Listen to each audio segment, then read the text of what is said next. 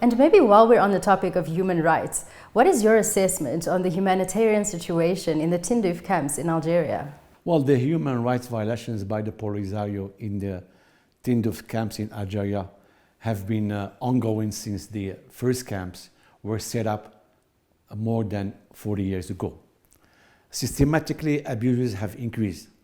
Thousands of Sahrawi will remain trapped in desperate conditions with no freedom of speech or association, no free movement, no right to education, and no right to work. And all this in flagrant violation of the international humanitarian law.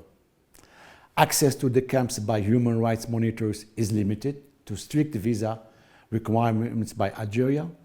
Algeria and the Polisario constantly refuse and hampers any action of the UN to conduct a census. Many independent and highly recognized bodies report that the Polisario and Algeria officials divert food and which is aid intended for camp population to the black market. The report released by the European Union Anti-Fraud Office, OLAF, confirms this unacceptable reality. Lately, only I think a few weeks ago, the European Parliament Committee on Development officially took up the case of the embezzlement of humanitarian aid intended for the population sequestered in the Tindouf camps. So few people realize that this is the only refugee camp in the world where the UNHCR, United Nations High Commission for Refugees, has not been allowed to do its job. The absence of a clear legal framework governing the condition of the population of Tindouf is an exceptional, unprecedented situation in international law. The Polisario has no legitimacy to represent the people living in the Sahara. The majority of the people that the Polisario claim to represent are living in the southern provinces of Morocco, where they fully enjoy their rights and their life. Moreover, the civilian population in Tindouf is prevented from free movement and the right to return to Morocco or settle in other parts of the Algerian territory or third country. This constitutes a very serious, flagrant, and important violation of the 1951 Geneva Refugee Convention and its 1967 protocol. Why is it that Morocco is insisting on the conducting of a census?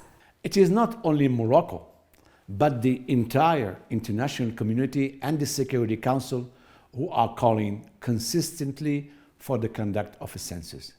It is now high time for the international community to stand up and request that clear answers be provided to the following key questions. 1. How many people are today living in the Tindouf camps? 2. What is the will of those people? 3.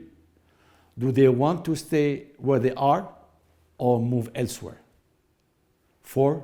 And it's a key question also, where have the millions of euros in the form of humanitarian aid gone? Facts are facts. A census of the population would have provided clear answers. Yet, unfortunately, a census remains elusive and blocked despite several appeals by the UN Security Council and the EU, which is one of the biggest donors to the camps, and also others, partners and NGOs. Let's ask 3 questions for all of us. And I believe that this question must be addressed urgently. 1. What is that some parties want to hide from the international community? 2.